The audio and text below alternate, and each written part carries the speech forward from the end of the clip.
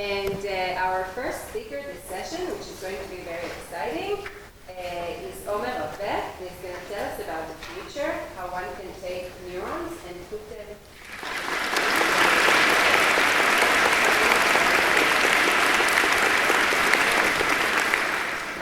Hi everyone.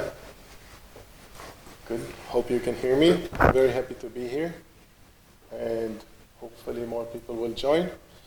I recently opened my lab in the Hebrew University, and I did my PhD, finished it about 5 years ago, where I try to understand kind of the basic mechanisms of cortical processing, and I studied cortex and circuits and try to understand how the brain works, mostly in mice. And towards where I wanted to switch gears and do a postdoc in some more, in another topic, I looked into autism and neurodevelopmental disorders and so on, but frankly I was very intimidated because as you all know, it's not a very easy process to understand. And if you are a drug discovery company or an entrepreneur and you want to find a drug for a new disease, the last topic you want to get into are neurobiological disorders. And indeed, this is the situation today where for most of these disorders that we are aware of, including all this family of autism, there's basically zero treatments to offer. And one reason, or the main reason I believe this is the case, is because we don't have good enough human models at the moment to understand the pathophysiology of the disease. So luckily at the same time, I heard about this new very exciting approach to look at human brain development. And these are organoids, brain organoids. And quickly it shows, the slide shows how we make brain organoids. So the idea is that we start with a skin graft of fibroblasts, and then the cells undergo reprogramming, and then differentiation towards brain lineage. Sometimes you can do it specifically, and here in this case I'll go into it with more detail. So you start with those reprogrammed skin cells, now they're stem cells, and you aggregate them in three-dimensional agree-well dishes, and then you start a differentiation process. In this case here, we show a differentiation towards a cortical lineage. So, and here we can see these tiny little balls, how they look at day 0 when they're inside the well, and at day 6. And if you look inside with immunohistochemistry, you can see markers of newborn cells, progenitors, neurons. You can even do some electrophysiology. So the good thing about these organoids is that you can make them from anyone, and they're also good models to undergo some genome editing. So in this case here, we had a study about 22q11 deletion syndrome, where we took those cortical organoids and we did a very thorough study about the pathophysiology of the disease. Could even find some ideas for drugs that could be used for this disorder. But today I will not go into this topic or this other paper. Instead, I will take us to a different model. So the problem with all these in vitro models that I was showing you before is that although they're very flexible and scalable, they're really hard. They have some serious issues. So one of the most important problems with them is that they invariably fail to mature in vitro. So even if you wait long periods of time, and in human brain or organogenesis, you have to wait sometimes 7 months or so, or even more. And in vitro, the cells don't seem to be maturing at all, almost.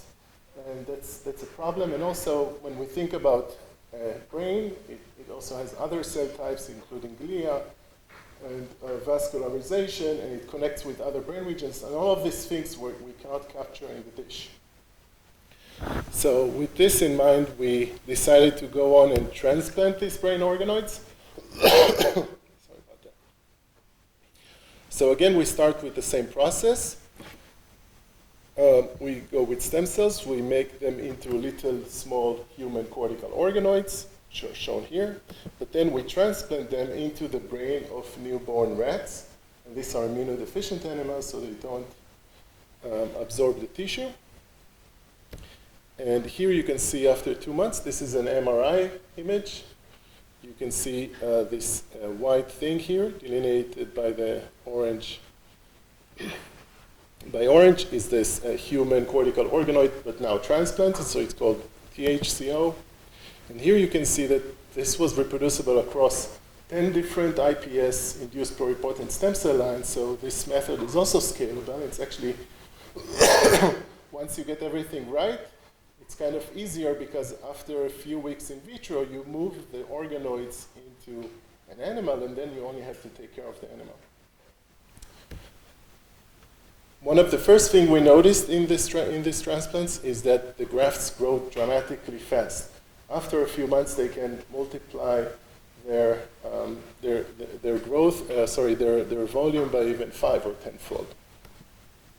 And another thing that happens instantaneously is that they become vascularized by the rat system and also populated by rat microglia.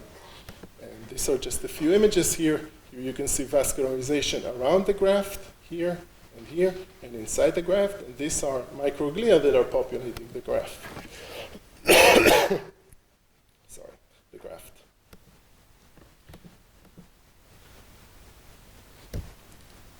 So next we wanted to understand what is the cellular composition of these human cortical grafts. So we did a few immunostainings, and we're not surprised to see different cortical lineages, including progenitors,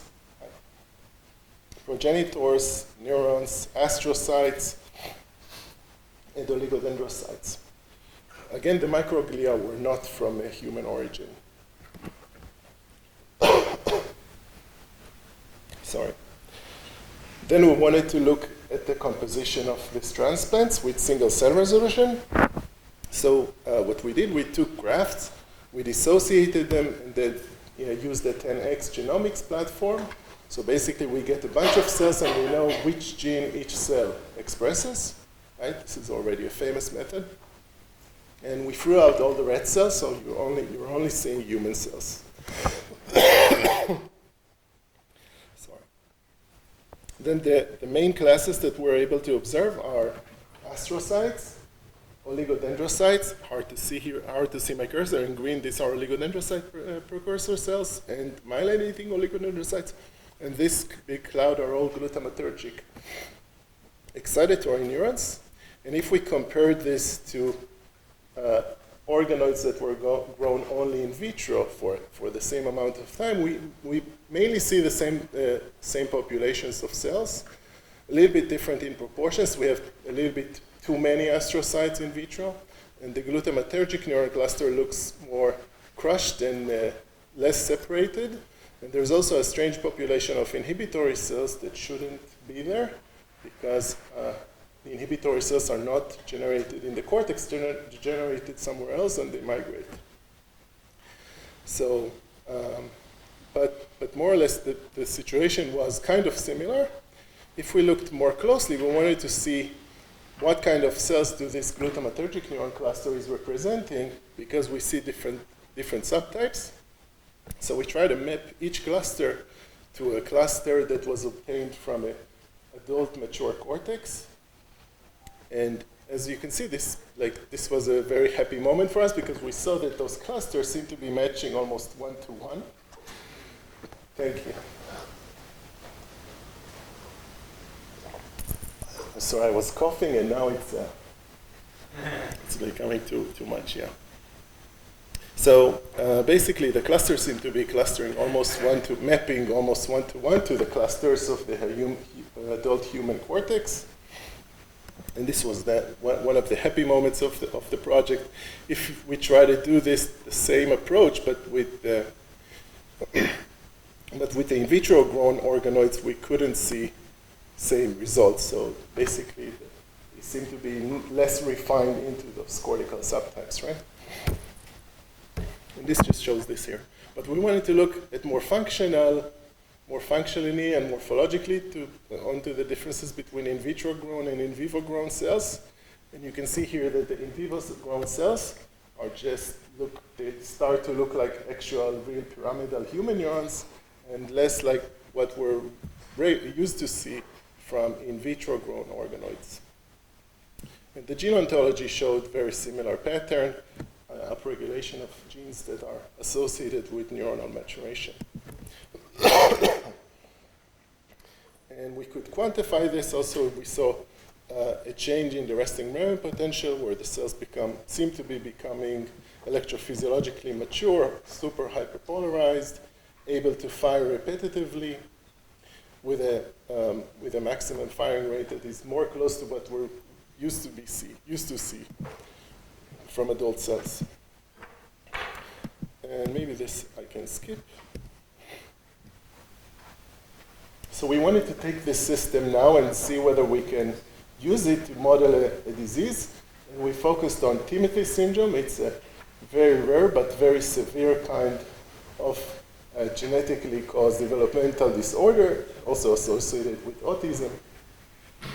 And it's caused by a point mutation in a calcium channel that renders the channel basically resistant to voltage-dependent inactivation, or in other words, it means every time that this channel opens, it lets in way more calcium than normal.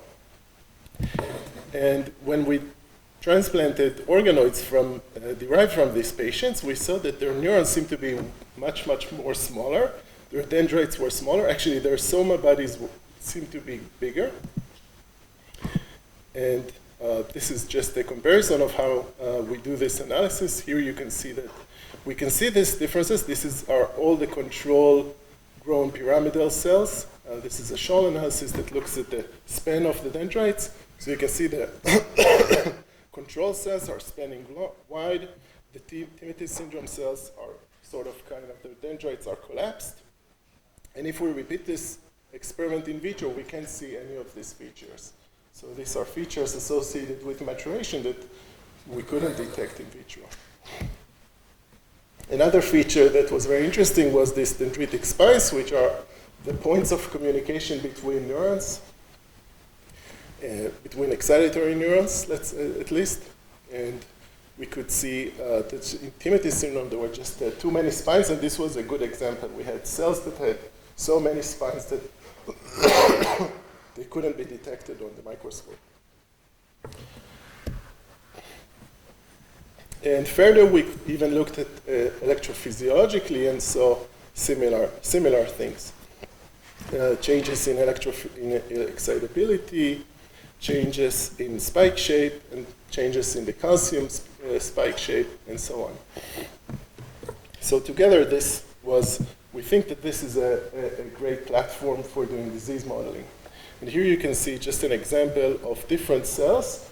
The top row are all controls, pyramidal cells, and the bottom row are these very strange cells from these patients. And I don't envy these people because it seems to be very, very severe phenotypes.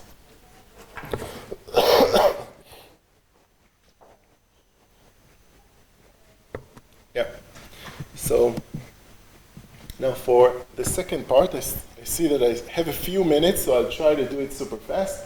I'll try to explain to you a little bit about how these grafts also communicate with the rat, because probably everyone is interested in that part. So we try to look at that. We did rabies tracing, and we found indeed with rabies tracing that we can see presynaptic spots in the rat brain, basically rat cells that are projecting or sending their axons into the graft, and we saw them mainly in the cortex of the same side and in the thalamus of the same side, which corresponds to the anatomy of where we're transplanting. And then we did some electrophysiological recordings and in slices that contain these brain regions, the cortex and the thalamus, and the human graft. And we did electrical stimulations, and we found that indeed these areas are connected. Finally, we did try to do some in vivo recordings. So these grafts are infected with GCAMP. Human cells express GCAMP, and you can see these calcium flickers, calcium changes in the human cells. So this is all spontaneous. But then we could also flick the whisker of the animal on the contralateral side, and we saw that it causes activity in the human cells that we record from. And similarly, we did this with the multi-array, multi-electrode array probe, and we saw similar results. Sorry. So now for the last part, we also wanted to look at the flip side of this and to see whether these grafts are also sending projections down to the red brain. And the cortex is sending projections all over the brain. And we saw something similar. So here in a very bright color, you can see the human graft. And everywhere else in the red brain, you could see projections coming from the human cells projecting all over the red brain. And we wanted to see whether we can, again, we did recording slices and show that these connections are also functional between the human and the rat. And finally, we did a very cool experiment where we try to see whether the animal can understand kind of what is the activity of the human cells. So here the cells are expressing general rhodopsin, the human cells. And what we try to do is to teach the animal to know each time that this graft is active. So the way we do it is the cells, as I said, they express general rhodopsin, and with blue light they will fire and will cause postsynaptic activity in the rat brain. So now we put the animal under some sugar deprivation, and we try to associate activation of the light with the reward. So the animal is just hanging around in its cage, and every time that there's a blue light coming in, it also gets a reward. And if there's a red light coming in, it doesn't get a reward. So then after a few days of learning, we're checking to see how many times the animal starts licking once it receives the blue light, even before the reward is coming. So it's kind of a reward-seeking behavior. And indeed, we found that this is the comparison between blue and red on the first day, and this is how it looks after 15 days. So you can see how many times it licks over different days. This is cumulative over different trials, so you can see that the animal starts to lick. But if the grafts don't express general rhodopsin or don't respond to light, there's no bias between blue and red. This was the control. And we think that because many of these disorders that we're studying, they have sensory components or motor components or reward components. So this system could be used in a smart way to try to answer even these questions. So sorry for my hoarse voice, and maybe I'll skip the future direction. I'll leave two minutes for questions.